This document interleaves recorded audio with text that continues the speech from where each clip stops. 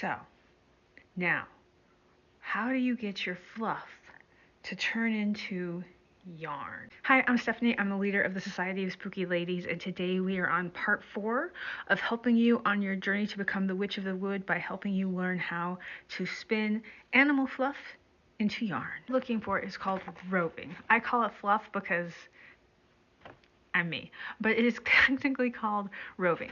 I got this fluff from Loving Fibers in Livingston, Virginia. It's super cute. It shows you the animal that it came from. This is sheep's wool, but roving can be plant or animal. But what it should look like when you get it is it should come in this big bat, and it should come off in strips like this. The process of spinning works is that you're taking this and you're twisting it to make it strong. Whereas if you just took this and pull on it, it comes right apart. When you twist it, it stays together. But to twist it into yarn, if I take this when it's this thick and twist it, it's going to make a very, very thick string.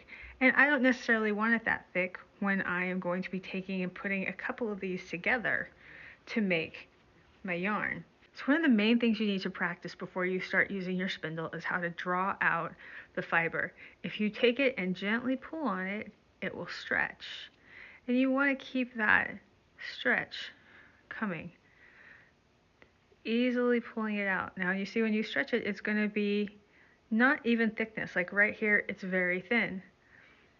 But you're going to try and learn how to pull that so you get about the same amount every time. Because when you do, and that starts to spin and it's equal thinness, you're going to have more of an even thread of yarn. It takes practice and patience to figure out how to pull a little bit at a time. One of the things that I like to do to prepare my roving for spinning is to take it and split it.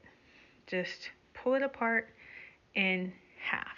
Now sometimes you can buy roving that's called pencil roving and it's already very thin, but most of the time it's not, and it's not a big deal to take and pull it down into shorter pieces. By making it thinner, it's going to be easier to maneuver and easier to draft that out. So I can take and just stretch on this for a little bit, and I'm going to have a nice long piece of roving that's going to be fairly consistent for when I'm ready to spin it. Okay. So here's one that I have spread out, and here's the other half. So it just takes a little bit of gentle pulling on it to get it to stretch out. So when I'm spinning this, I'm not going to have to try and draft it like this in process. It's already ready to go. And look how much longer it is than this one that isn't already drafted out. So now to get started, I'm going to take a little piece of this. I'm going to pull out a little bit and I'm going to twist it until it starts to make a thin little piece of yarn. Okay? Just twist it around your finger. Then I'm going to take the hook end of this and hook it on that. I'm going to twist it some more. Now that twist isn't set, so if I let it go, it's going to come apart. So here's the fun part. I'm going to take this long string and I kind of throw it over my shoulder because I don't want the spindle to grab it. Now when you've practiced spinning your spindle, you spin it like you said you were going to, and now you can take and slowly draft out and let that twist just kind of come up the string. You're guiding the twist. If I just keep my fingers pinched here and I let it spin, it's going to get really tight and it's going to start knotting up on itself. So I don't want that to happen. I want there to be just enough twist in it that it's going to twist onto itself, but I don't want it to start twisting backwards and making little knots. So I'm going to let it go a little bit. So when I run my fingers up and down it, it's pretty smooth.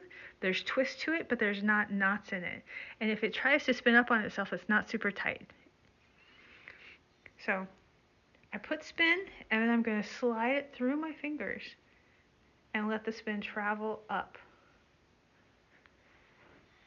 A little bit of spin, and I'm letting that travel up. I'm controlling that and guiding it. Drafted it out. I didn't have to try and pull on it. I just had to control the twist as it moves. So Then I can take this down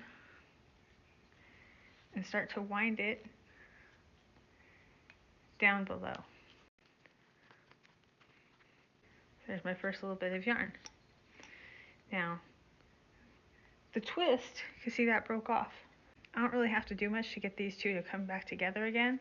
Kind of hold them where I had it and twist again. Same direction that I was going before. The twist will travel back up into it. And I just have to keep doing what I was doing. Again, I'm going to try and keep this out of this way so it doesn't catch it. As it's spinning, I'm just going to let that come down it. Because I've already drafted this out, I don't have to do a lot of work. When I'm ready to stop, I pinch it so the twist doesn't move. Wrap around the hook again, twist it, and control that twist. Letting it slide through my fingers.